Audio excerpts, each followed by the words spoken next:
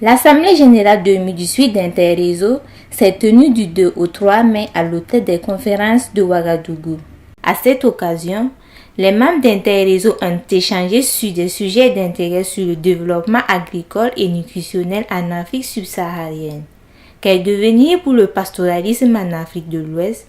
C'est sous ce thème que s'est ouverte la journée thématique du 2 mai 2018.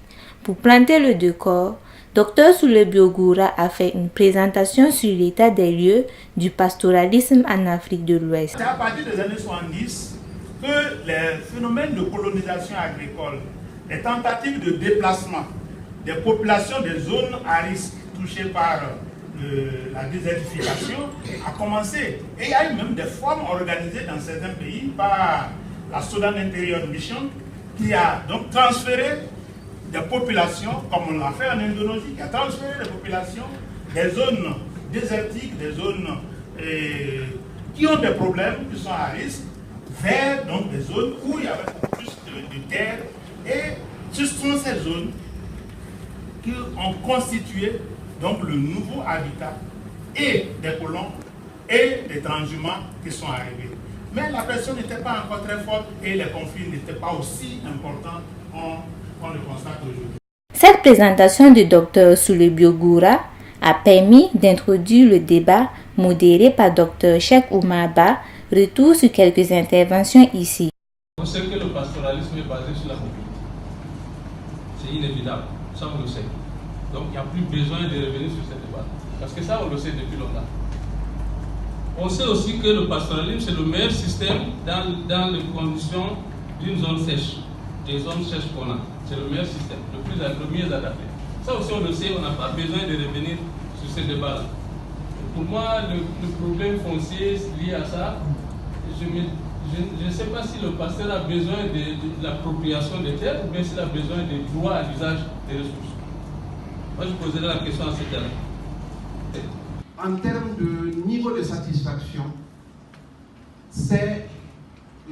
nous estimons aujourd'hui que la prise en compte tout justement des acteurs de l'élevage dans les plans et ainsi de suite ne sont pas au niveau souhaité. Et ça, c'est une petite interpellation aux organisations de la société civile pastorale pour qu'il y ait un travail de fond qui se passe pour que tout justement les acteurs, les éleveurs se sentent entre griffes éléments essentiels de la communauté et donc acteurs également de la gestion des ressources qui s'y trouvent et de leur exploitation.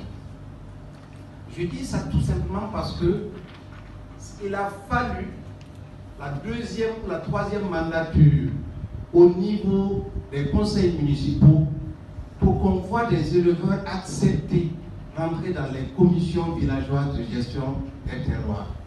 À l'issue des échanges, il est ressorti que le pastoralisme génère encore de nombreux amalgames, souvent bien loin des réalités. Des amalgames qui trouvent le débat au point de devenir source de conflit. Pour pallier donc cela, il paraît nécessaire de mener un vrai travail de rétrospective permettant d'analyser des scénarios d'évolution des systèmes agro-pastoraux à court, moyen et à long terme. Qu'en est-il donc de la sécurité alimentaire et nutritionnelle en Afrique de l'Ouest?